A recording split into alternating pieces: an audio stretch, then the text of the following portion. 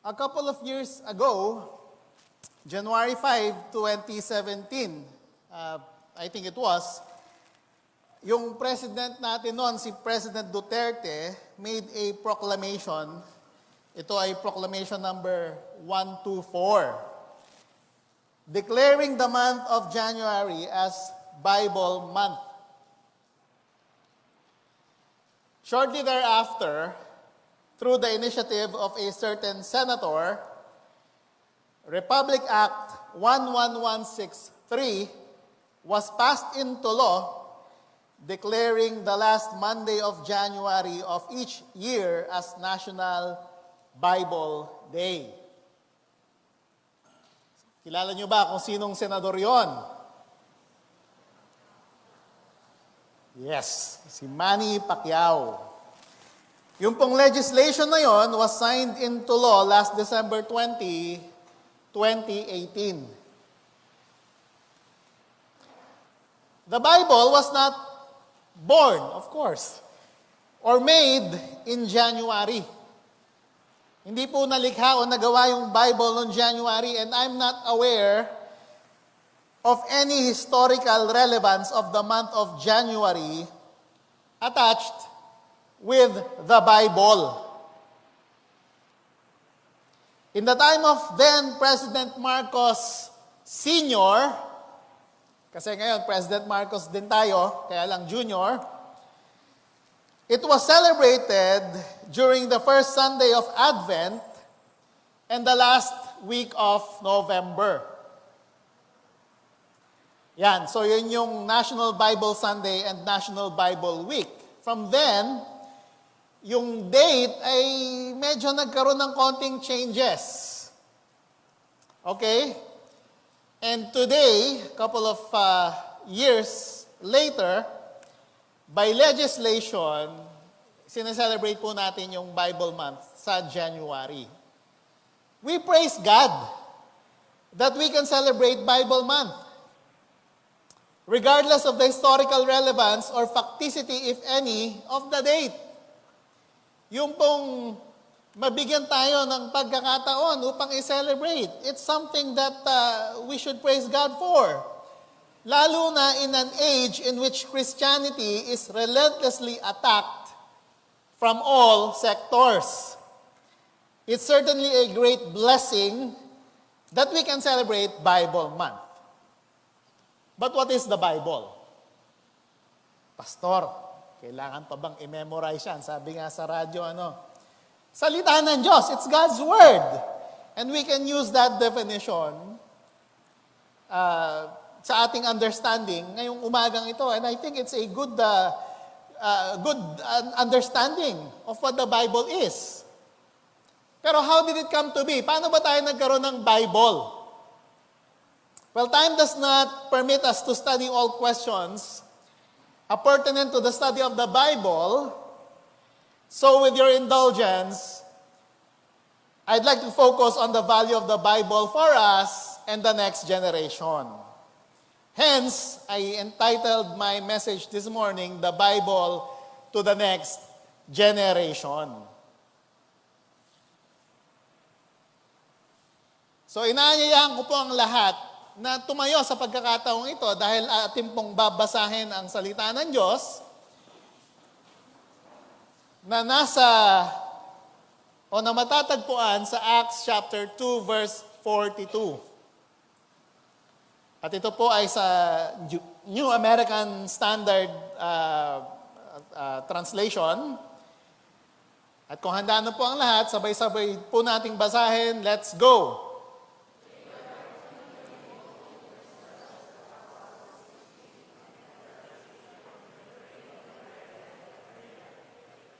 Praise God for the reading of His Word. Let's pray. Panginoon, salamat sa pagkakataong ito na kami ay makakapag-aral ng iyong salita at hiling namin na kayo ang mangusap sa amin. Gamitin mo ang iyong lingkod upang maging iyong tagapagsalita. At hayaan mong ma-retain po namin ang mga aral ngayong umagang ito. Sa pangalan ni Jesus, Amen. Tayo po'y makakaupo na. Sa umagang ito, ating pong pag-aaralan, we will learn how the Bible came to be. Paano ba tayo nagkaroon ng Bible and paano ba siya naipasa from one generation to the next? Hindi po natin isa-survey yung buong church history, pero titignan lang po natin yung crucial portion sa early stages of Christianity na matatagpuan po natin sa Bible.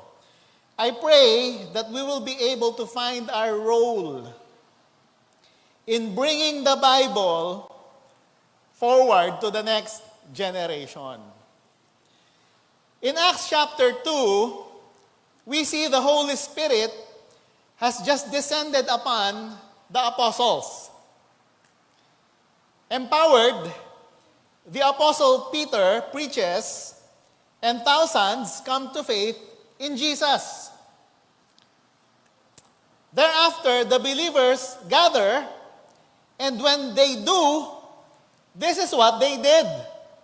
Mababasa po yan dun sa ating binasang passage. They were continually devoting themselves to the apostles' teaching, to fellowship, breaking of bread, and to prayer. Yung pong continually devoting themselves, or could also be translated, continuing steadfastly in, according to the NRSV, gives the idea of doing things over and over again.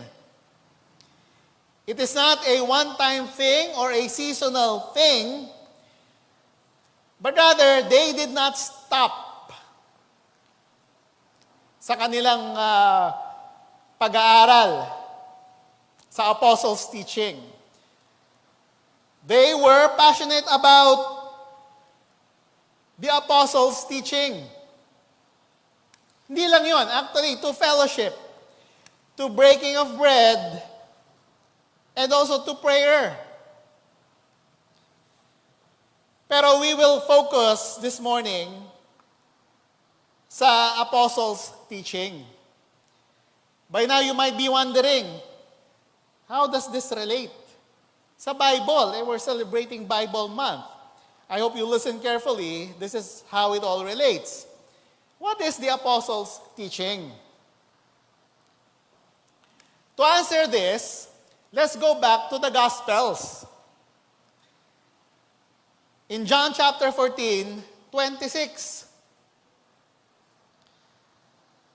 sabi ron, but the Helper, the Holy Spirit, by the way, this is Jesus speaking, whom the Father will send in my name, He will teach you all things and bring to your remembrance all that I said to you.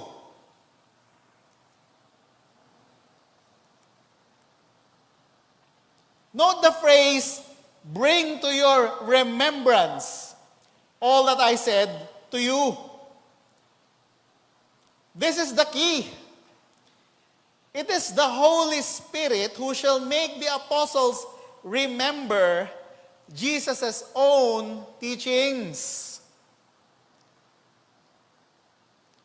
Do you remember what happened in Acts chapter 2, verses 2 to 4? Ito yung early verses of chapter 2. Binanggit ko na kanina to, the Holy Spirit came upon and empowered the apostles. The ability to recall vividly Jesus' own teachings is part of the empowerment by the Holy Spirit. So the apostles' teaching is not so much the apostles' own teachings, but rather it is Jesus' teachings which they remembered by the power of the Holy Spirit, which they then passed on to the next generation. The apostles' teaching is not the apostles' own teaching. Uulitin ko lang. Rather, it is Jesus' own teachings which they remembered by the power of the Holy Spirit, which they then passed on to the next generation. Continually devoting to the apostles' teaching is really continuing steadfastly in Jesus' very own teachings. Which is why it is of utmost importance in the early church. We have here Jesus. He discipled 12 men. Nagdisipulo siya ng 12 alagad na after a period of discipleship, sa kanila, 3 taon, sila ay na-send. They were sent to continue the same process of discipleship to the next generation. Naalala niyo po ba, Matthew 28, verses 18 to 20. Iniutos ng Panginoong Jesus na magdisipulo. Ang mga disipulo naman, natunghayan natin, Acts chapter 2, naging obedient sila. They followed through sa inutos ng Panginoon. Nagdisipulo sila. So, Pastor, sabi nga ni Kuya Kim, ano na? Pastor Mike, ano na? What am I driving at? And how does the Bible connect with all this? Jesus' words, as recalled by the apostles, is the centerpiece of discipleship in the early church. Yung mga itinuro mismo ng Panginoong Jesus na naalala ng mga apostol sa kapangyarihan ng banal na Espiritu, ito yung sentro o pinakamahalaga sa pagdidisipulo na ginawa ng unang mga mananampalataya. We will develop this more as we continue, but let us first determine what happened with the apostles' teaching, how it was handed down through generations. Binanggit ko na the early church continued steadfastly in the apostles' teaching. It came to a point where they began to write down what the apostles taught. Isinulat nila yung mga itinuro ng mga apostol. Tulad nga ng mababasa natin sa Lucas. Luke chapter 1, verse 1. Sabi ron, inasmuch as many have undertaken to compile an account of the things accomplished among us. Verse 2, just as they were handed down to us by those who from the beginning were eyewitnesses and servants of the word. Eyewitnesses, mga testigo, mga nakapisan ng Panginoong Hesus. Eyewitnesses and servants of the word handed down the word of the Lord. Yung mga tinuro ng Panginoong Hesus, and it was then put down into writing. Now, sino po itong mga eyewitnesses na ito sa palagay po nyo? Yes, mga disciples, mga apostol. Hindi lang yung mga disciples and apostol, isama nyo rin dyan, yun na rin dyan, yung mga crowds. Ang Panginoon Jesus, pag nagtuturo po, marami pong taong nakikinig at sumusunod, sumusubaybay sa Kanya. So itong mga nakasumpong, nakakita ng mukhaan, nakaniig ang Panginoong Jesus ng mukhaan, sila po ay mga eyewitnesses. At ang sabi dito, si Lucas, kinalap po niya ang mga itinuro ng mga eyewitnesses at isinulat po niya kung kaya't yan po ngayon ang ating Gospel of Luke. Dahil po doon, dahil po yung mga eyewitnesses, mga close associates, at maging si Lucas ay isinulat yung itinuro ng Panginoong Hesus, tayo pong henerasyon ngayon, mahigit 2,000 taon na nakaraan o nakalipas, meron po tayong access sa mga itinuro ng Panginoong Jesus. They wrote it down and it was handed down to us. They handed down from one generation to the next so that after a couple of thousands of years, tayo ngayon dito, we have access to the same teachings that Jesus Himself taught to the original disciples. Ang kaibahan lang, syempre yung eyewitnesses, oral. O, ika nga face to face. Nilang tinanggap yung teachings.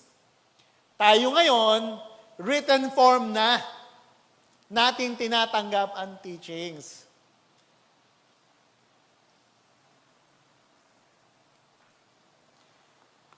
In 2 Peter chapter 1 verse 20 to 21 we read, But know, first of all, that no prophecy of Scripture is a matter of one's own interpretation, for no prophecy was ever made by an act of human will, but men moved by the Holy Spirit spoke from God. Binanggit ko kanina na the Holy Spirit empowered the apostles to remember Jesus' teachings. Pero not only did the Holy Spirit empower the apostles to remember Jesus' words, He also empowered them with new insights which was useful for the growing church. Halimbawa lang si Apostol Pablo. When he addressed the issue of the return of Christ, yung muling pagbabalik ng Panginoong Hesus sa kanyang liham sa mga Thessalonica, or the issues of salvation sa kanyang liham sa mga taga-Galatia. Also, the Apostle John, when he was given a preview of things to come in Revelation. We praise and thank our Lord Jesus Christ that through the process of discipleship, which went on continually in the early church, His very words have been handed down to us in what we now call the New Testament. So yung New Testament po natin pala, bunga ng disciple making. Yan dahil sa pagpasa-pasa ng mga apostol. Na nung una, mga apostol muna nagtuturo, pero sa paglaon, para mas maalala nila, kanilang isinulat, ipinreserve nila, at patuloy nilang itinuro at nagpasa-pasa yan sa mga susunod pang henerasyon. For the apostles, it was the very words of Jesus that they recalled by the power of the Spirit, who also gave fresh insights to faithful people to write the New Testament as we have come to know it today. You might be asking, Pastor, what about the Old Testament? The Lord Himself, Jesus, appealed to the Old Testament, and He considers the Old Testament, all 39 books, as Scripture. Maging yung mga apostol, they consider the Old Testament as Scripture. So 39 books na dagdag yung New Testament na ang sinusulong ko ngayong umaga is that ito yung mga teachings ng Panginoong Jesus na nai-preserve ng mga apostol, maging new insights na ibinigay ng banal na Espiritu hanggang sa nabuo nila yung kabuuang bagong tipan. At sinama natin yan sa ating Old Testament. Yan na po yung ating Bible ngayon. So what's my point?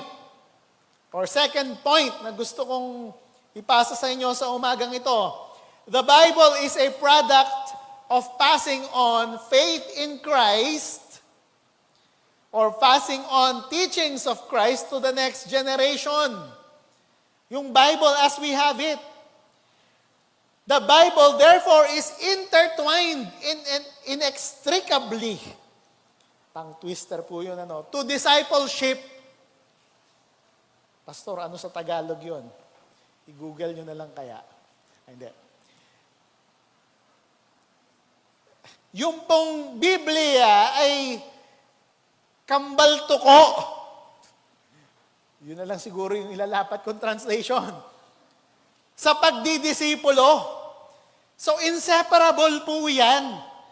Yung kahalagahan po ng Bible at yung pagdidisipulo, magkasama po yan. Mahirap po siyang gawin na magkahiwalay. At indeed, nais ko pong isulong ngayong umagang ito, hindi nyo po dapat paghiwalayin yan.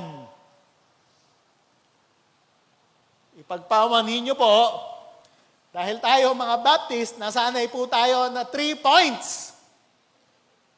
Pero 2 points lang po ang gusto kong ituro sa inyo, yung mga points na yon, na pinagdaanan natin. No? Na yung mga salita ng Panginoong Jesus na naalala ng mga apostol, ay ito po ang pinakamahalaga sa pagdidisipulo nung early church. At ikalawa, ito na nga po yon, produkto po ang Bible ng pagdidisipulo sa kanilang intention na maipasa yung turo ng Panginoong Jesus hanggang sa mga susunod pang henerasyon. 2 points lang. Medyo, huwag kayong mag-alala, hindi kayo lugi kasi meron tayong application points. At babawi tayo dyan, meron tayong 5 points. Kaya medyo hindi na tayo masyadong Baptist ngayon sa ating sa ating preaching. At least sa preaching lang. How then do we apply these truths?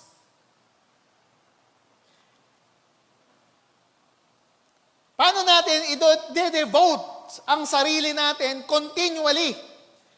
How do we devote ourselves continually to the apostles' teaching or the Bible, God's Word?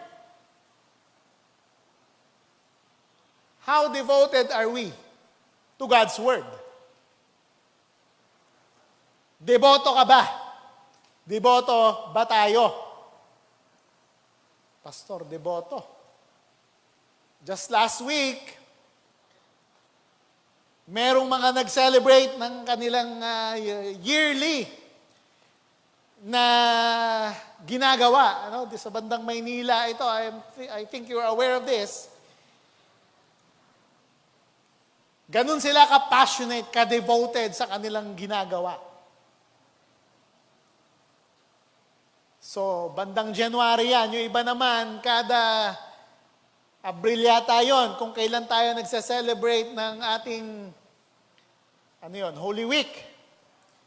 Yung iba, meron ding ginagawa. Meron silang mga pilgrimage sa kung saan. Yung iba, naglalakad ng nakayapak. O nakaluhod. Yung iba, nagpapa-latigo. Hindi naman latigo. Alam nyo na siguro yung sinasabi ko. And yung iba pa, nagpapa-pako sa krus. Yan yung kanilang panata as a sign of their devotion. Tayo ba? Ganon din ba tayo? Hindi ko sinasabi na sa Bible, sa bahay nyo, gagawa kayo ng isang altar doon, tapos ikakahon nyo yung mga sipi ng inyong Biblia, at sasamba-samba kayo doon sa Biblia. Hindi po yun. I hope we also devote ourselves to the Bible, that we give a huge chunk of our time to read it and to study it, to meditate on it. Hindi doon sa mga kung ano-anong mga external signs of, or external gestures of worship na pagluhod-luhod o ganyan-ganyan. But rather, what about reading it? Magbigay ka ng malaking panahon para sa Biblia.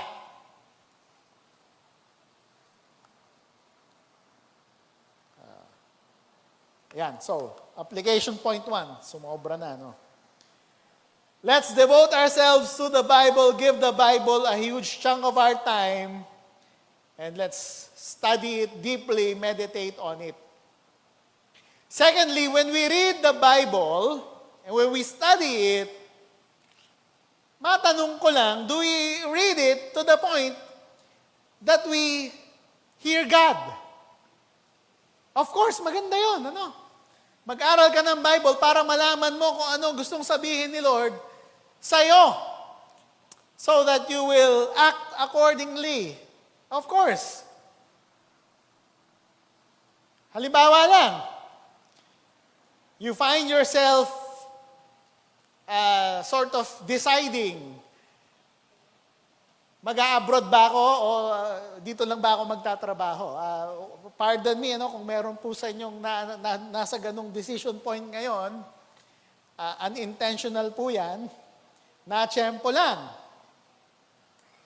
So you're asking, you're praying to the Lord, Lord, will mo po ba na ako ay mag-ibang bansa? O dito lang po ba ako? It happens, you open your Bible, yung devotions, yung daily bread mo, Genesis 12:1. Yung verse na yon, na kanyang pinagbulayan at ang sabi ron, go forth from your country. From your relatives, from your father's house, to the land which I will show you. Sa palagay nyo, ano kaya yung magiging decision natin kapag ganun yung tanong natin, tapos masumpungan natin, yun yung mensahe. Malamang sa hindi, mag-decide siyang mag-abroad. Or perhaps, you're also in a decision point, you seem to be deciding, parang gusto ko yatang lumipat ng kumpanya at medyo parang na-maximize ko na yata yung pagiging productive ko dito sa kumpanyang ito. Incidentally, merong another company na malapit lang to the right, meron naman din to the left. So magde-decide ka, mag-resign ba ako, manatili, o sa mga kumpanya nakapaligid, sa pinagtatrabahoan ko ngayon. You open your Bible, natunghayan mo, Joshua 1:7, ang sabi ron, do not turn from it to the right or to the left, so that you may have success wherever you go. So ano sa palagay nyo, magiging decision niya, mananatili siya. So pumasok siya, inabukasan, Then, apparently, meron siyang katrabaho nag-resign. At ng ibang bakod na. O ng ibang kumpanya na. Then you continue to ask the Lord. So basa ulit ng Bible, kinabukasan sa devotions, Luke 10:37, ang natunghayan niya, ang sabi ron, then Jesus said to him, go and do the same. So ano kaya sa palagay nyo, ang magiging gagawin niya, mukhang tutularan niya yung kanyang katrabaho. It is good to inquire of God to know your next steps for wisdom, of course. Pero gaya ng gusto kong isulong ngayong umagang ito, yung angle ng next generation, let's be mindful of passing on biblical knowledge to others. Let's read and study God's Word to the point that we retain it and are able to pass it on to others. Hindi lang para malaman kung ano yung course of action natin for a time. Of course, yung kaninang examples, those are oversimplifications and those are out of context readings. Sa sinasabi ko pong kailangan yung mag-devote ng time sa scriptures, hindi po pwede na magbabasa kayo ng verses in isolation. It goes without saying that you have to read the Bible in its context, and while reading it, maiging yung context na matatagpuan mo according doon sa sabihin na lang nating hati ng Bible. Ano po? Kasi may mga Bibles po tayo ngayon, tinulungan niya na tayo, dinidivide niya na yon according to the context. Halimbawa, isang narrative. Ano po? Yung Jesus raises Lazarus. Isang kabuuang context po yon, kung saan matutunghayan natin doon yung pagbubuhay maguli ng Panginoong Hesus kay Lazaro. So isang buong kwento po yon, isang buong narrative yon. So read the Bible according to its context, read whole chunks, at try to read it with the intention to retain it so that you will be able to pass it on to others. Makakatulong po if we read whole chunks of Scripture kung saan masusundan po natin yung kwento. Yung pong storyline nun, magiging guide po yon sa mind natin. Alam natin yung takbo ng kwento. I'm seeing the church this morning, napansin ko, wala yata sa inyo masyadong nanonood ng mga Korean novela. O mali po ako? Ano po ba? O ganun din po kayo. Mahilig din po sa Korean novela. Yung pong kwento, may mga kwento po kasi yan. Yung, siguro ito, Maria Clara at Ibarra. Yan, so meron din pong storyline yan. At yan po ay, although hindi naman ako sumusubaybay dyan, parang halaw yan sa No Limit Angere. Nagdagdag na lang sila ng ilang mga eksena dyan, para, Pero basically, from No Limit Angere, and kung alam mo yung storya ni No Limit Angere, kahit yung basic flow lang ng kwento, matutulungan ka sa pag-retain nung kwento. At sa totoo, sa mga tagpo-tagpo, tanghalian, merienda, ganyan-ganyan, nagkakwentuhan kayo, yung mga napanood nyo, nabasa nyo, nasubaybayan nyo, ito yung mga pag-uusapan nyo.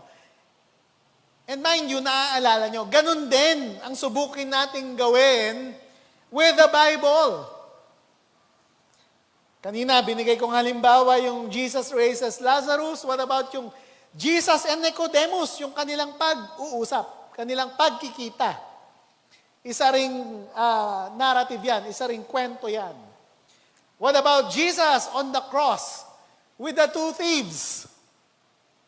Tagpo yan habang nakabayubay sa krus ang ating Panginoon, naandon yung dalawang magnanakaw na kapwa nakabayubay. What about sa Lumang Tipan, yung Abraham narratives? Yung kwento ni Abraham. Yung Joseph narrative. Kung nabasa nyo na po yan, napakaganda pong basahin paulit-ulit ng Joseph narrative. Yung paglikas ng mga Israelita mula sa Ehipto papunta sa Promised Land. Yung Exodus from Egypt. Marami rin pong sub-narrative siya. Of course, may buong kwento, pero pwede mong himayin sa maliliit na kwento. Makakatulong po sa pag-alala nyo sa Biblia. What about yung conquest, yung kanilang pagpasok sa Promised Land? Yung mga kwento ni Haring David mula sa kanyang pagkabata. Sa mga Sunday school, familiar tayo dyan, lalo na yung kay Goliath at iba pang mga kwento. When you read scriptures, try to read yung big chunks para mas makatulong sa inyo na ma-retain nyo. At pag na-retain nyo, pwede nyo siyang ikwento sa iba. I hope as we read these stories, we try to retain as much as we can so that we may be able to retell it to others. Mind you, you might not be able to retain much if you if you just read through. Alam niyo yun, papasadahan nyo lang.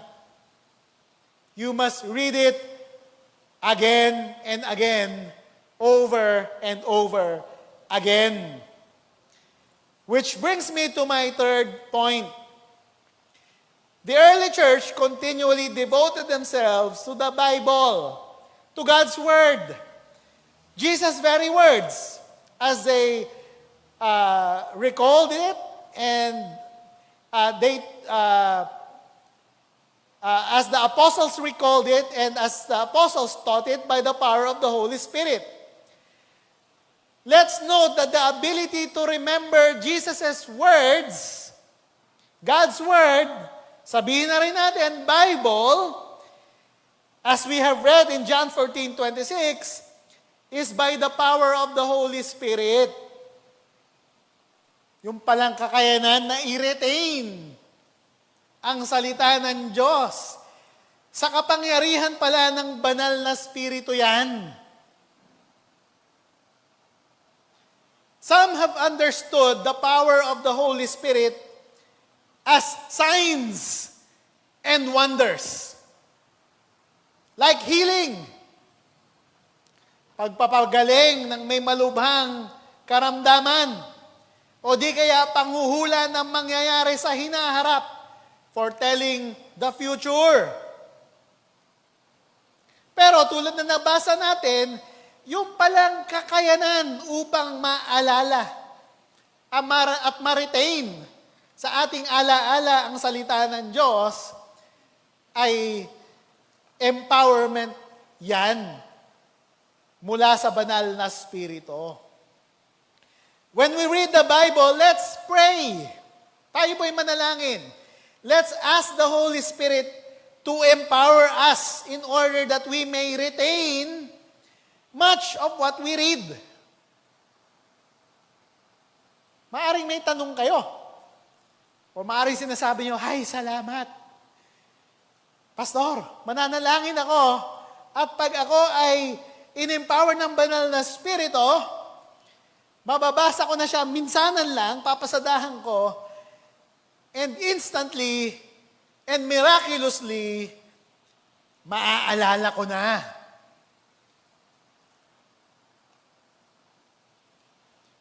Sa Lumang Tipan, Exodus chapter 24:12, ang sabi po ron, pansinin nyo, ito po ay chapter 24. This is after God had given the law. He asked Moses to come up to the mountain. Ang sabi niya sa verse 12, again, ulitin ko lang, chapter 24 po ito. Now the Lord said to Moses, "Come up to me on the mountain and remain there, and I will give you the stone tablets with the law and the commandment which I have written for their instruction." So 24:12 yun. Verse 18 ang sabi, "And Moses entered the midst of the cloud as he went up the mountain, and Moses was on the mountain 40 days and 40 nights." 1 buwan at 10 araw. Medyo matagal-tagal. Tatanggapin lang yung tablets of stone kung saan nakasulat yung law. Now in chapter 31, kanina, Exodus 24, ngayon chapter 31 na to. So that is 7 chapters after, natapos na yung kabuuang 40 days. Ito sinasabi ron sa verse 18, "When he had finished speaking with him upon Mount Sinai, he gave Moses the 2 tablets of the testimony, tablets of stone written by the finger of God." Ever wonder why it took Moses 40 days and nights just to receive the tablets? He could have just downloaded the law from the cloud to his tablet. Parang instantaneous, Total, Diyos naman yung kausap mo. Pwedeng milagroso, Automatic na. Tulad ng sa panahon natin ngayon, mahilig tayo sa instant. Automatic na lahat. Pero hindi po ganon. 40 days and nights.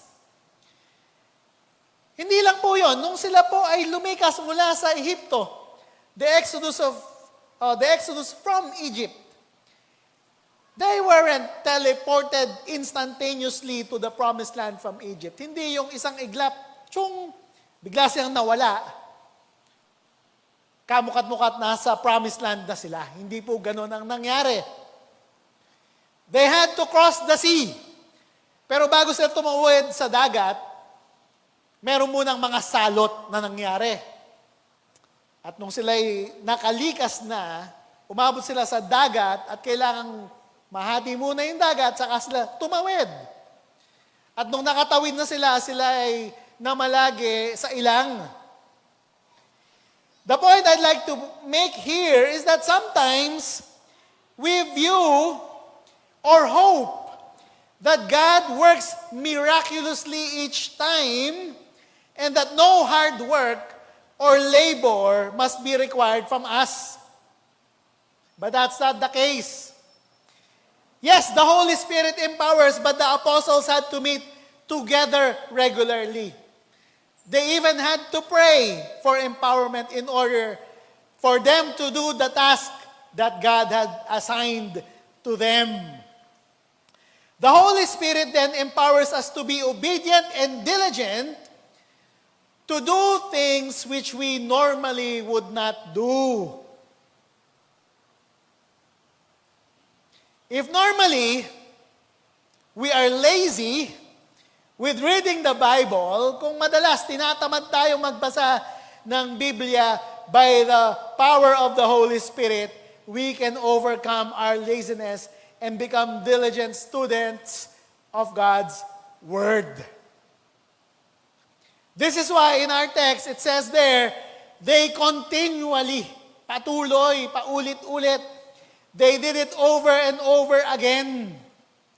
So hindi po pwede na papasadahan mo lang at ma-expect mo na ma-develop o maging mas knowledgeable ka sa Bible. You have to do it over and over again. Read the Bible over and over again, paulit-ulit, huge chunks. Your diligence and hard work in continuing with the Bible is a sign that the Holy Spirit is at work in you, empowering you to overcome laziness. Yung iba, busyness. Ang sinasabing dahilan o barrier sa pagbabasa ng salita ng Diyos. Pero you probably heard this, if not 100 times, maybe thousands of times already. There's no such thing as walang time. Kasi pare-pareho po tayo ng time. It's just that hindi lang natin siguro kinukonsider na priority. Kaya natin hindi nabibigyan ng time. Yung Bible ba, kasama ba sa ating top 5 na priority? Top 5 na lang yon, hindi na nga top 1 eh. Top 5 na lang. O what about top 10? What about top 20 priority? I hope itaas po natin ang priority natin sa salita ng Diyos. Let's ask the Holy Spirit to empower us to become diligent and hardworking student of God's Word so that we can overcome. Kung sakali mang sa ngayon, hindi pa natin siya na itataas sa priority, baka by the work of the Spirit, maitaas natin. And in so doing, He will also empower us to retain yung Kanyang salita. Then as the Spirit empowers us to study and build up our knowledge of God's Word, He is actually preparing us so that we might pass on Bible knowledge or our knowledge of God's Word to others. Here's now the angle of passing it on to the next generation. And if you're thinking Acts 2:42 is in the context of discipleship and small group gathering, tama po kayo. You are exactly right. What we did this morning is touch on the apostles' teaching, which I contend is God's Word. This is why we said that the Bible and discipleship is inseparable. Inextricably intertwined po yan. The small group context is a good way to pass on knowledge of scriptures to others. This is where the small group context is where the study of scriptures takes place. But not only the study of scriptures, also fellowship, breaking of bread, and prayer. How is FCF? Are you all part of small group Bible studies? Mabanggit ko lang po, although hindi naman ito big deal.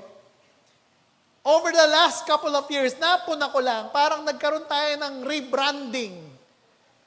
Isang modern word po yung rebranding na yan, madalas kong marinig. Para bagang nauso yung mga kung ano-anong group na may mga attached na number. Hindi ko na i-emphasize kung ano-ano yan. In passing lang to, wag na nating palakihin masyado to. Parang nirebrand nila yung tawag sa small group na hindi nila tinatawag na Bible study. Sa akin palagay, ito naman po yung opinion ko lang, parang hindi na po kailangan i-rebrand yung ating small group. Call it as it is, Bible study. It is where you study God's Word. It's where you increase your knowledge of God. It is where you grow in the grace and knowledge of our Lord. Sa mga uma-attend na ng Bible study, na matagal lang uma-attend ng Bible study, marami na po kayong natutunan. Baka naman panahon na para kayo mismo ay manguna ng mga Bible study nyo.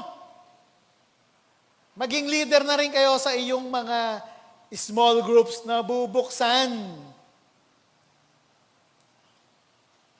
Sa mga hindi pa kabilang sa small group, sa mga Bible study, iniengganyo ko po kayo na maging bahagi po kayo ng Bible study. Kung kayo ay kabahagi na, maging intentional po kayo na maging tagapanguna sa paglaon. Yamang marami ka nang natutunan sa salita ng Diyos. Ngayon, kung ikaw ay leader na at dati ka nang nagli-lead ng Bible study at marami ka nang nadidisipulo, di magtatag ka ng panibago pang mga small group na Bible study. Total, pwede nang pumalaot, pwede nang manguna ng kani-kanilang Bible study yung mga nadisipulo mo. Kung nasa isip mo, you have maxed out. Parang naabot mo na yung maximum na pwede mong mag-gain na knowledge of God's Word sa pamamagitan ng small group context, sa church context, even sa personal study context. Maybe it's now time for you to consider studying in an academic context. Somehow, kailangang lumabas din to. Perhaps God is calling you to lead a bigger group context, perhaps a church. Consider going through training in seminary. At marami po tayong reputable seminaries. Halimbawa lang dyan, ATS, nabanggit na ni Doc Lem na ako ay from ATS. AGS, Alliance Graduate School. IGSL, International Graduate School of Leadership. Siyempre, sabihin ko na rin, CBS Asia, ang in-house seminary po natin.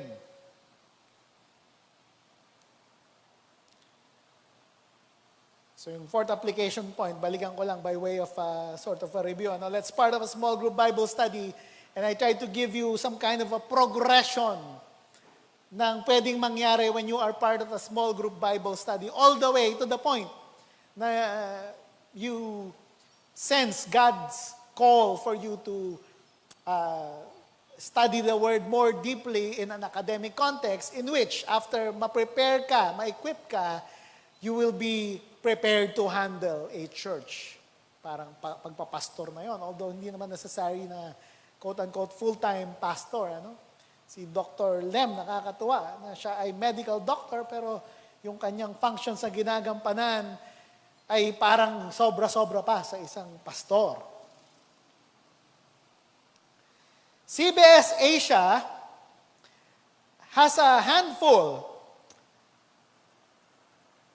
of training sites in Mindanao. Sort of magkaroon na rin kayo ng idea what's happening with CBS Asia. And actually, this is where I wish to end. This will be my fifth point.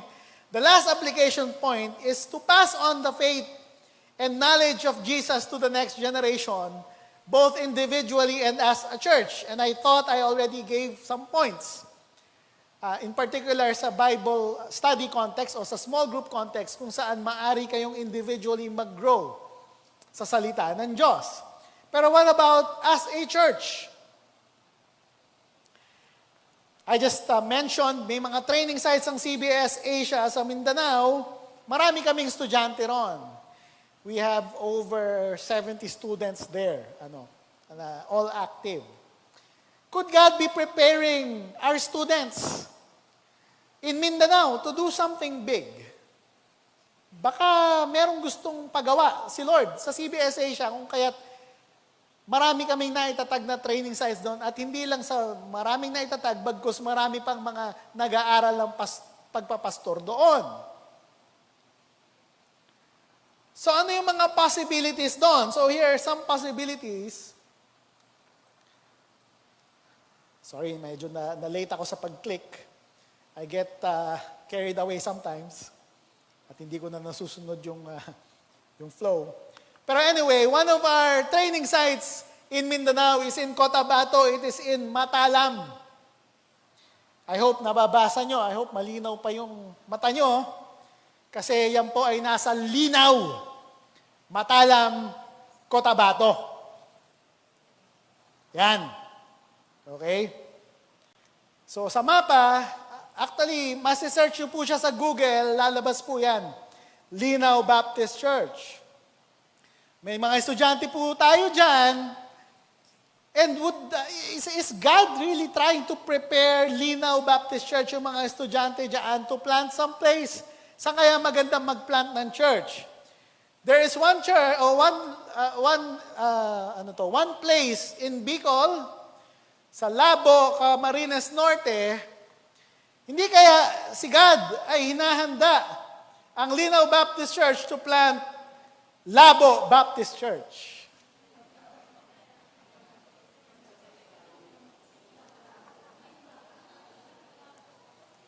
Yun lang pala katapat eh. Napatawa ko rin kayo kahit konti. Yan.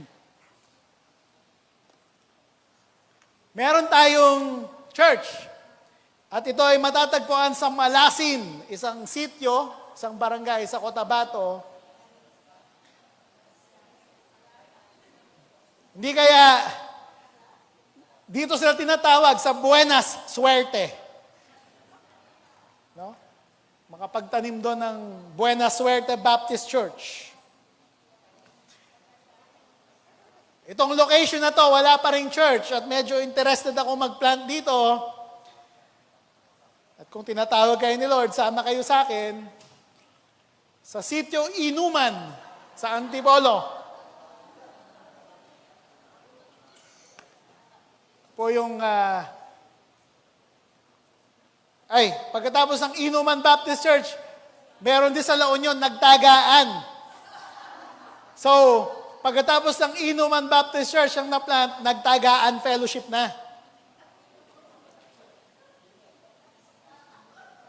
Ilocos Norte, meron doon Barangay Baliw. Ito yung barangay, Baliw Christian Community. Pero, paano nga ba natin na-determine kung saan tayo tinatawag ng Lord as a church na mag-plant? No? Nakakatuwa po, kanina, we were chatting with Doc Lem, nabanggit niya na yung homonhon, through the initiative of the husband and wife, nakapag-plant ng church doon, and when they become involved here, na-adapt nyo naman as a church. And so may strategic value yon kasi pwedeng abutin yung mga lugar na nakapaligid doon. So ito po yung mapa ng Mindanao at gagamitin ko sana itong pointer pero pag naka-point siya sa LCD hindi gumagana. So I hope malinaw yung mata nyo. Yung pang mga may yellow pushpin, dyan po located yung mga training sites ng CBS Asia sa Mindanao. Alam niyo po, mula sa probinsya ng Cotabato hanggang sa Zamboanga, it is a huge swath of land in which we have little to no active engagement in bringing Christ's gospel. Okay? So yung pong may mga yellow pushpin, papuntang, as we see it, papuntang kaliwa, to our left, o papuntang west. Okay? Minimal po ang active engagement sa gospel ng Panginoon diyan. In fact, sa kabuuang Zamboanga Peninsula, we do not have any CBAP church. Malaking lugar po yon. Wala ni isa. There have been attempts to plant churches there, but none has been planted so far. Could God be preparing, indeed equipping Mindanao pastors through CBS Asia to go and engage these places with Christ's gospel? Halimbawa na lang, yung mas malaking mapa po yan, yung buong nasa western side po niyan, yan po yung Zamboanga Peninsula, yan po yung sinasabi ko na wala pa tayong church. So may training site po tayo sa may makilala or magpet, pwede silang magpunta sa may Sultan Kudarat. Yung nasa Matalam, pwedeng magpunta sa Bukidnon. Pwede rin naman din silang magpunta sa Maguindanao o sa Lanao del Norte o Lanao del Sur. Meron din po tayong training site. Well, actually, may mga students tayo sa GCF Osamis. Incidentally, pag-pray nyo po, mabanggit ko lang, ang Misamis Occidental po ay inuulan at nakakaranas po ng pagbaha sa mga sandaling ito. Meron po tayong mga estudyanteng nariyan. Pwede silang magpunta sa Lanao o di kaya sa Zamboanga. Zamboanga del Norte, Zamboanga del Sur, Zamboanga Sibugay, Zamboanga City, yung may star, at yung isla sa baba niyan, yan po ay Basilan.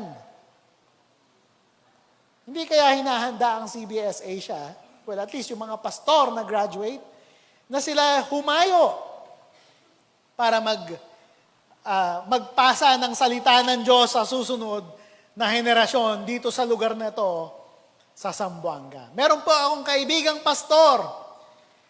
Meron silang lupain sa Zamboanga, Sibugay. Ito po ay sa munisipalidad ng Tungawan. Nabanggit ko po kanina yung Zamboanga, Sibugay. Meron po dong municipality, Tungawan. Ang pangalan nun, meron siyang lupain doon. Medyo malaki po yun, 100 hectares. Meron nga lang konting hitch. Pero gusto nilang gamitin yung lupa na yun para sa ebanghelyo. So parang may sort of nagkakatagpo na ang mga pagkakataon. Could God be doing something there? So nung October, kami po ay humayo, nagpunta kami sa Mindanao.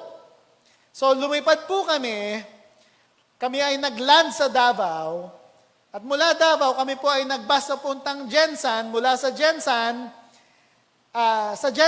by the way, mabanggit ko lang, hiniram po namin yung pick-up o sasakyan ng aking kaibigan doon na missionary. At yung pong sasakyan niya, ginamit namin para mag-drive mula Jensan papuntang Zamboanga, Sibugay. Nag-road trip po kami. At pwede kong sabihin, mula sa east hanggang sa west, namaneho na po namin yung Mindanao. Suma total, mga bandang 2,000 kilometers po yung kabuuang road trip na yan. We tried to confirm if God is really opening possibilities for us in Mindanao.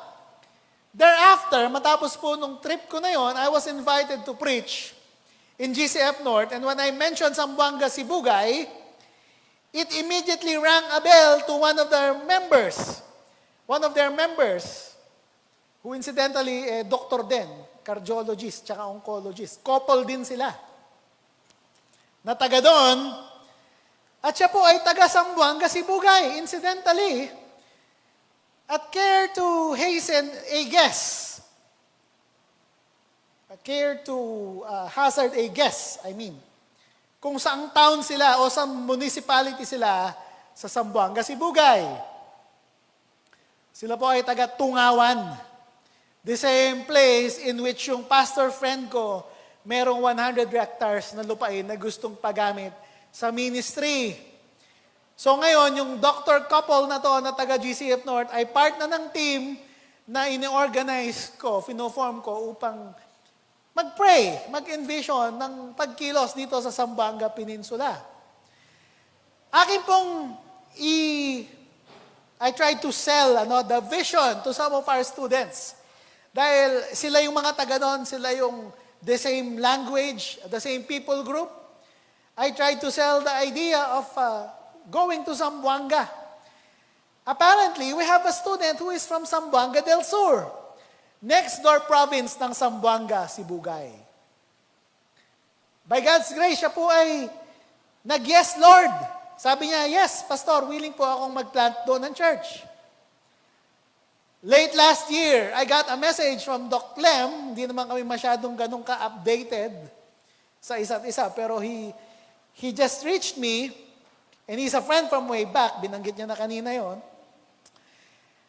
to preach here. In-invite lang niya ako para mangaral dito. Could God be using me to challenge you to develop a deep devotion to God's Word and to conquer with God's Word yung next generation na nasa Zamboanga? Yan. Very strategic place po ang Zamboanga. It could open doors for more possibilities for the gospel to be preached. Dahil doon, hindi lang po same culture, pati cross-culture. Napakadami po doon na pwede tayong abutin. In fact, in Zamboanga, Sibugay mismo, meron tayo doon isang unreached people group, yung Kalibugan people group. Sila po ay ethnic minority who happen to be followers of Islam. Yan. Could God be preparing this place na magiging strategic, hindi lang po sa immediate church planting ngayon, pero sa future kind of work? At the moment, God is forming a team na magpa-plant doon. And we will engage, and we're praying that God will empower us to engage Zamboanga Peninsula to bring God's Word there so that we could bring the Bible there. Disciple people there. As we disciple them, they will continue to disciple the next generation. Panalangin po ninyo. Baka naman, ito ay isa sa mga lugar na ibibigay sa inyo ni Lord na pagkakataon upang yung tema nyo this month, Dare to Conquer, dyan nyo ma-implement. Just pray about it. God might be leading you as a church to join this team.